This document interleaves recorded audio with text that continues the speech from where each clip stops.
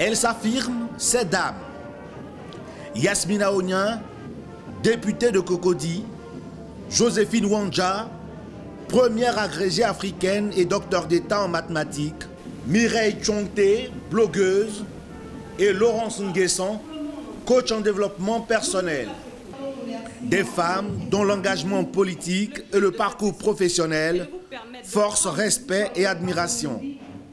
Ces modèles sont venus partager leur expérience de leader avec ces étudiantes dans le cadre de la première session des formations continues sur le leadership féminin, projet porté par Peace in Campus de l'université Félix Houphouët-Boigny d'Abidjan, avec pour marraine Yasmina Onyen. Il faut que les femmes, les jeunes étudiantes, qu'elles soient du public ou du privé, les jeunes entrepreneuses, que toutes ces femmes-là se rendent compte qu'elles ont un rôle à jouer dans la société. Il faut qu'on leur permette de s'épanouir, d'évoluer, de se libérer de pas mal de carcans. À travers d'autres femmes qui, dans leur domaine, ont réussi, qui veulent créer une chaîne de solidarité, qui veulent montrer que we are the women, all the women. Nous sommes toutes les femmes, de la plus battante à la plus intelligente, de la plus vaillante à la plus courageuse. Nous sommes ces femmes-là sur qui la Côte d'Ivoire peut compter. Alors oui, moi en tant que jeune députée de Cocody où se trouve l'université, mais surtout en tant que femme qui a toujours cru en cette solidarité féminine, je me suis dit, allons-y.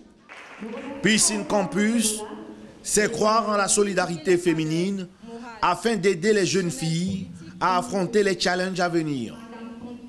Quand on parle de parité, c'est d'abord à l'école, c'est d'abord au primaire, avant que nous arrivions aux lois qui soient érigées pour la cause de la femme.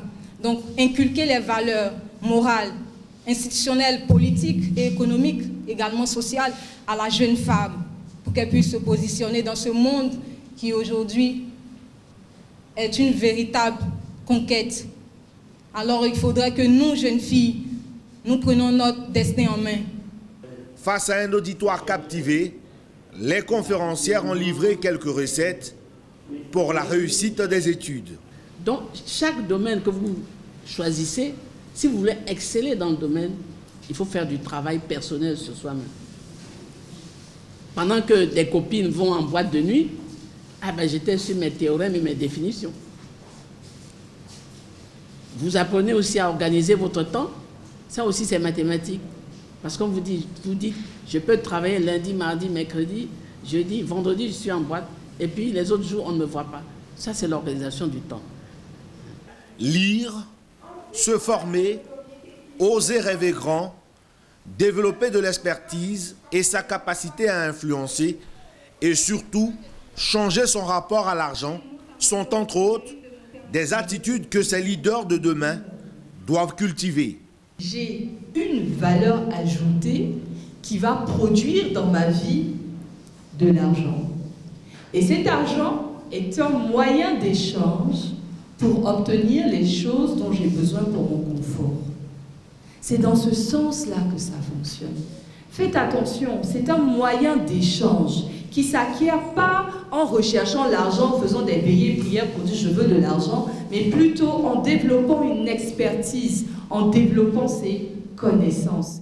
Cette session de formation fait déjà des émules. J'aimerais demain être présidente de la République. Pourquoi ne pas viser aussi? Le rêve est permis, quoi. J'ai comme modèle Hillary Clinton. Avant, je me disais que pour devenir elle, ça sera seulement dans mes rêves. Mais au sortir de cette formation-là, je vais mettre tout à ma disposition pour devenir comme elle et mieux. Je lance aussi un appel à ces femmes leaders d'aujourd'hui. Il faut que vous venez vers nous, vous ayez un dialogue direct avec la jeunesse d'aujourd'hui pour que ce que vous avez commencé aujourd'hui, il y ait des filles demain pour continuer votre combat, pour prendre le flambeau. La deuxième session de cet apprentissage au leadership féminin aura lieu dans 3 mois. Lancé en 2016, le projet Peace in Campus œuvre pour la pacification de l'espace universitaire. Des messages pour changer l'image des universités ivoiriennes sont véhiculés afin d'en faire des havres de paix.